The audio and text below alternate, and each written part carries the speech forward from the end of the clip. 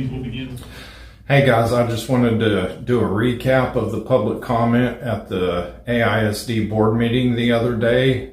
A lot of people showed up to speak out about these school closures.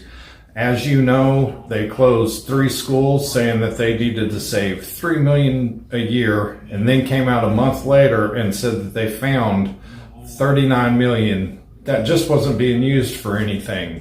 Christine Adair, or is it Christine Mitchell? It's both. It's both, all right. And then Jack Elder, and then, Lavonda Mosley. I might be saying that wrong, I can't read it. Go ahead. Well, first of all, my name is Christy. I'm up here speaking on behalf of Mike Fisher. He is out of town, so I'm going to be speaking to you on his behalf. I'm here tonight to address an issue that cuts to the heart of equity, accountability, and public trust. These elementary schools were closed this year, all in the most heavily minority concentrated neighborhoods of Amarillo, to save $3 million per year. Yet exactly 1 month to the day after closing these schools, this board revealed that it was sitting on $39 million in unused capital improvement funds, funds that could have kept these schools open for over a decade.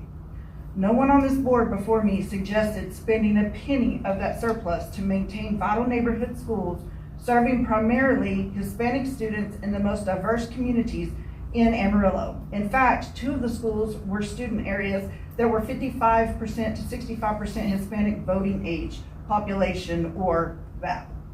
The previous board compromise all but one white member made a conscious choice to withdraw educational resources from these neighborhoods, all while sitting on a windfall 13 times the amount claimed it needed to save. $39 million laying around proves this was never about budgets. This is about patterns. It's about the appearance and the reality of policies that have the foreseeable effect of undermining minority neighborhoods' stability, diluting their civic cohesion, and weakening the voice of Hispanic voters. Under the Voting Rights Act of 1965, any action with the purpose of diluting minority voting strength is subject to legal scrutiny. When school closures target high minority areas and no credible financial necessity can be demonstrated, especially in light of 39 million surplus residents, have every reason to believe these decisions are discriminatory in effect, if not intent. Tonight, I am asking each of you to look in the mirror and ask why not a single voice among you proposed investing in keeping these neighborhood schools alive. Why this board's default posture was to sacrifice schools in the most vulnerable minority neighborhoods while resources sat idle.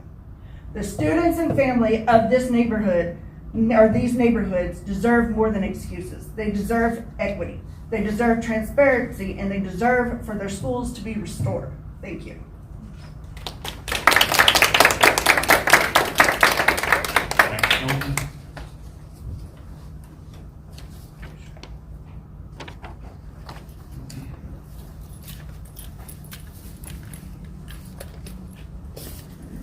I'm Jack Elder. I filled out this form not knowing whether or not I'm going to speak, but hearing other concerned citizens, I have to chime in.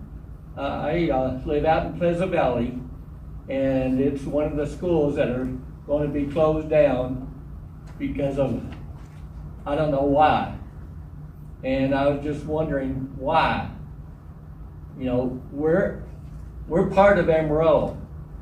I know each and every one of you probably live on the south side of town and don't really give a rat's what about it, but I do. I was raised out in Pleasant Valley. I went to school at Paladura, and I made my living. And it's a good, honest neighborhood. And whether you like it or not, we're here to stay. And I just think y'all need to stand up and do your right thing. Thank you.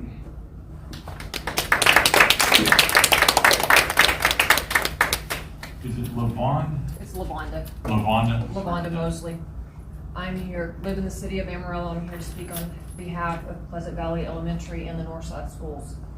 I'm gonna ask you all to stay with me for 3 minutes. I am your accountant. I am your trusted advisor of your assets, and I tell your executive team that you are over budget. You need to fire one of your most productive, yet smallest divisions within your company. The team that brings their A game to the job every day surpasses all expectations of production, even though they're the least prestigious team in your company. You look at the numbers on paper, and because they are the smallest department, you terminate all of them. Remind you, they bring the highest profit margins. Fast forward 90 days, I come back and tell you I made a $39 million mistake. Oops, I found monies that should have been allocated, and now we need to do something with those funds. Your trusted executive team tells me not to worry about it, that we'll spend those funds. I ask you all because you are business-minded people, you have businesses, and you have educational degrees. Are you firing me as your trusted advisor and as your accountant? I think you are. I'm here today to ask you to reconsider leaving Pleasant Valley Elementary open, the only AISD elementary in the 79108 zip code.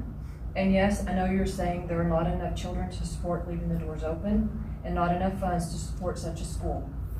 Well, let me remind you, these children are the A team. The teachers from Pleasant Valley are the A team.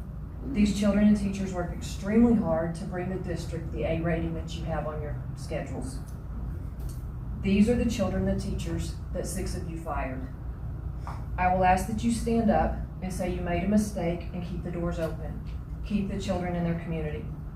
Use Pleasant Valley as a model school, as model teachers and model students. Use a portion of the $39 million to allocate to keep the doors open. Mr. Ballou and Tom Warren, you both see the need for Northside sector schools and communities to stay communities. All of these schools are first step of community, especially lower economic and underprivileged students.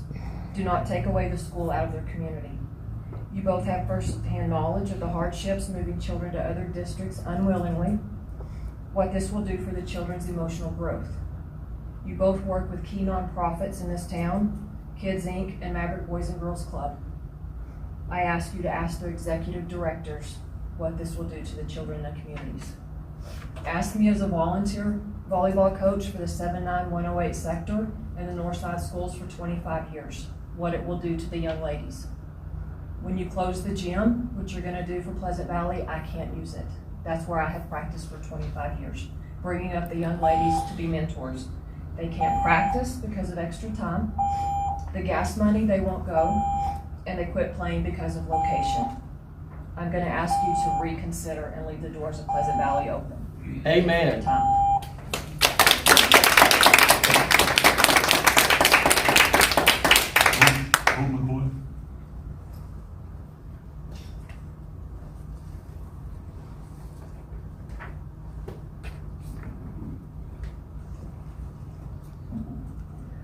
I'm going back to the beginning in the 1800s when the migrants came from the north, south, east, and west. They asked, will there be a school for our children? Thus began Amarillo AISD for migrants, unlike myself and many others who have been here since the 1700s. Lots of Hispanic, indigenous American descendants have been here for hundreds of years. So with the continuous migration of these others, more and more schools were needed, so became the AISD board, which clearly outlined what its responsibilities were, which was keep schools close and responsive to the community. School board is to be true trusteeship of the highest order, not for the selfish taxpayer. Throughout the 127 years, the board has tackled many school issues like overcrowding and civil rights wrong. The board always seemingly found a way to do what's best for the children, again, not for the selfish. So truly, we believe there's a way to reopen Pleasant Valley Elementary. But first, let me say this about Pleasant Valley Township, a community like no other part of Amarillo, and truly for the past 65 years, it has been treated not like part of Amarillo. Since researching its roots, its annexation, and school history, I have not found much mentioning in the school board about Pleasant Valley. Not about the numbers or anything. So why does it matter now? This school's 100 years old, over 100 years old, with good strong bones. It's still standing and other schools have come and gone. I believe keeping Pleasant Valley, the board can do so if it wanted to by accommodating, so overcrowding is not done, and other civil rights issues, just to name a couple of school issues. They redrew boundary lines because I believe like Hamlet and even Carver will be overcrowded. I have a mother that told me from Hamlet that her classroom had 33 kids when there should only be 22. I met a mom at the park from the Vineyards, and she said she didn't know she could take her school to Pleasant Valley and instead of overcrowded the Woodlands. I believe if Pleasant Valley was left open, other communities would bring their kids to this A-rated school. So please don't close our school and our children. Like in the 80s, the district had issues regarding civil rights. And these 3 schools that you're closing are mainly minority Hispanic, which I think is wrong. So please use your conscience. Don't let outside influences make decisions for you. You're supposed to be working for the children and only the children, not selfish taxpayers or other outside influences that have the inside edge that we don't have or we don't know who you're talking about. Just remind yourself, what do you want your legacy to be when you leave here? Is it like the beginning board members, or is it of closing 3 minority schools? Thank you. Did you hear any more?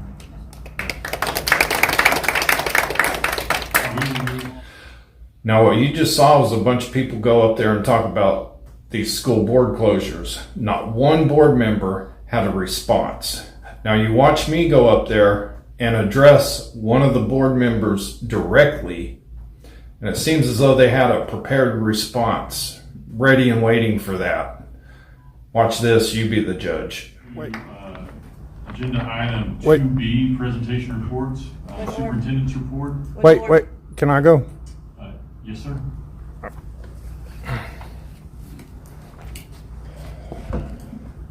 Okay, not to jump off of the You mind sub- stating your name for the record? Oh, John Adair. Thank you. Not to jump off the closing of schools, which I think it's very important that we keep those open. I'm here to speak about a serious issue affecting the integrity of the Amarillo AISD election held May 6, 2023. Connie Brown, who ran for a seat on this board, did not meet basic eligibility requirements to be a candidate. Your own board policy, Texas law, requires a candidate be registered to vote in AISD boundaries for at least 6 months prior to filing deadline, which was February 17th, 2023. This means she needed to be registered within AISD by August 17th, 2022. Public records show that Connie Brown was registered and voted in precinct 204, which is located in Canyon ISD, well beyond the eligibility window. She did not update her registration to an AISD address until March 11th, 2023, nearly 7 months too late.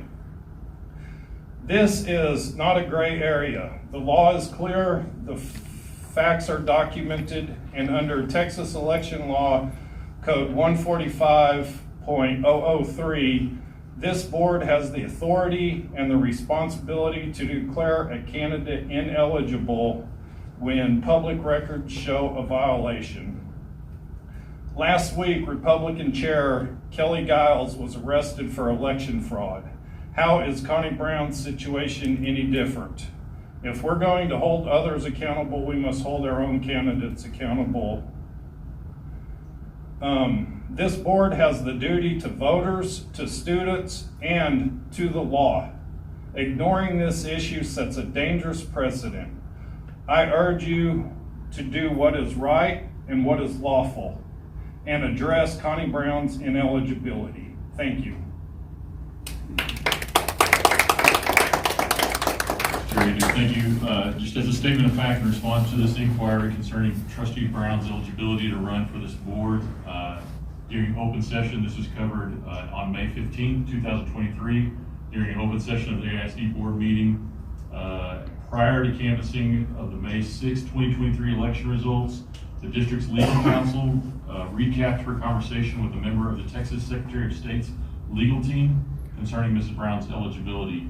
She shared that it was confirmed that Mrs. Brown's situation was identical to a scenario in a question and answer document published by the Texas Secretary of State's office, which confirmed Mrs. Brown's registration was completed during the window set forth by law. The school district's attorney publicly confirmed that, based on the district's review of Ms. Brown's residency and the Secretary of State's written Q&A guidance, the board should proceed with canvassing the election results. A recording of that meeting is available on the district's website. We will now move to presentation report item 2B. When a dog's barking doesn't bother you, you don't respond to it. They didn't seem to care about school closures, but you challenge eligibility of one board member. It seems like they had that statement prepared and ready to go. I'm not saying there's a cover up here, but they seem to care more about that than they do school closures. You be the judge.